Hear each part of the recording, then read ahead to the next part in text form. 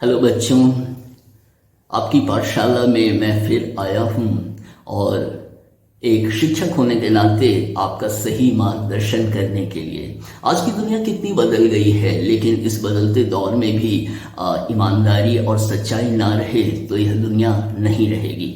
खैर, आज मैं आपसे बात करने वाला हूँ जनरल नॉलेज के विषय में। जनरल नॉलेज से क्या होता है? जब आपको जनरल नॉलेज का ज्ञान होता है तो जब आप बात करते हो तो आपकी बातों में एक क्वालिटी होती है और लोग भी पसंद करते हैं। और आप केवल कोर्स बुक के बच्चे ही नहीं रहते, बल्कि आपका कुछ एक्स्ट्रा नॉलेज है, आपको कुछ विशेष जानकारी है। और लोग जब आपके मुंह से वो नई जानकारी सुनते हैं तो आपके बगल में सब बैठ जाते हैं, सुनने लगते हैं कि आप क्या बात कर रहे हो। तो जनरल नॉलेज ज़रूरी है और जनरल नॉलेज हर लेवल पे अलग होता है। जैसे आप बच्चे हो तो आपका नॉलेज का लेवल अलग होगा, आपसे बड़े भैया लोग या दीदी लोग हैं उनका एक लेवल अलग होता है। फिर कॉलेज वगैरह में जाने पर जनरल नॉलेज का लेवल अलग हो जाता है।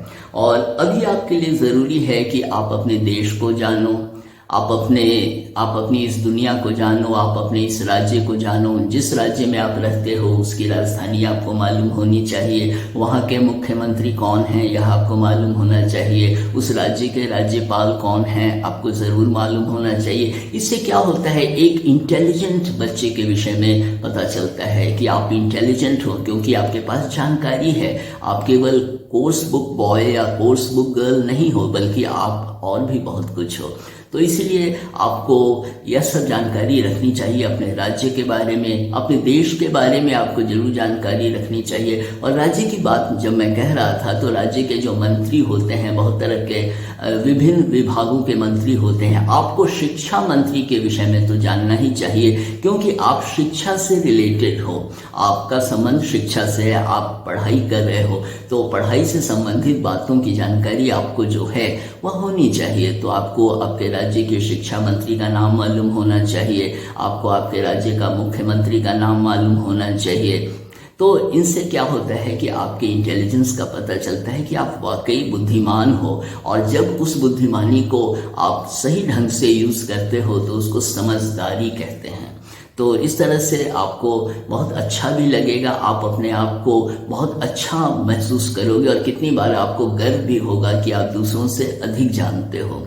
दूसरी बात होती है कि आपको अपने देश के बारे में भी जानना चाहिए। आपका देश उत्तर, दक्षिण, पूरब, पश्चिम, जो आपके देश में जितने भी राज्य हैं उनके बारे में आपको जानना चाहिए। उनकी राजधानी कहाँ है वह भी आपको जानना चाहिए। बहुत ज़्यादा विशेष नहीं, लेकिन कम से कम विभिन्न जो राज्य हैं उनकी राजधानी, उनका नाम, और उसके बाद आपको पता होना चाहिए कि भारत के चारों तरफ कौन कौन से देश हैं। जैसे एक तरफ भूटान है, एक तरफ नेपाल है, एक तरफ पाकिस्तान है। तो ये सारे देश जो हैं आपके देश के चारों तरफ हैं, और जितने सागर और महासागर हैं उनकी जानकारी आपको होनी चाहिए। और जब ये जानकारी आपको होगी तो आपको बहुत अच्छा लगेगा और आपको लगेगा कि आप केवल पढ़ाई टेक्स्ट बुक का नॉलेज ही आपके पास नहीं है, बल्कि आपके पास कुछ एक्स्ट्रा नॉलेज भी है और आपको बहुत अच्छा लगेगा।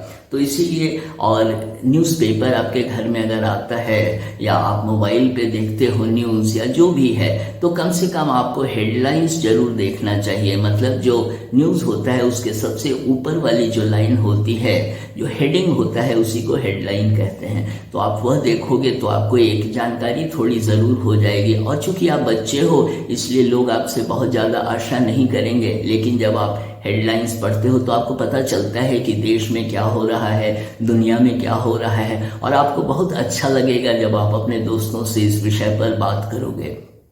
तो इसीलिए जनरल नॉलेज की जानकारी आपको होनी चाहिए। और जो बहुत महत्वपूर्ण देश हैं जो बराबर समाचार में आते रहते हैं, महत्वपूर्ण देश मतलब विकसित देश, और जो बराबर समाचार में सुर्खियों में आते रहते हैं, उनके विषय में आपको थोड़ा जरूर जानना चाहिए। आप टेलीविज़न भी देखते हो तो थोड़ा समय आप समाचार ज़रूर देखो, इससे आपको फ़ायदा होगा। आप जब समाचार देखोगे तो आपको पता चलेगा कि देश में क्या हो रहा है, राज्य में क्या हो रहा है, दुनिया में क्या हो रहा है। तो आज के जनरल नॉलेज की पाठशाला के लिए इतना ही, और फिर अगली पाठशाला में हम लोग फिर मिलेंगे और तब मैं दूसरे विषय को लेकर आपके पास फिर आऊँगा। और मुझे सुनने के लिए और देखने के लिए बहुत बहुत धन्यवाद। Thank you.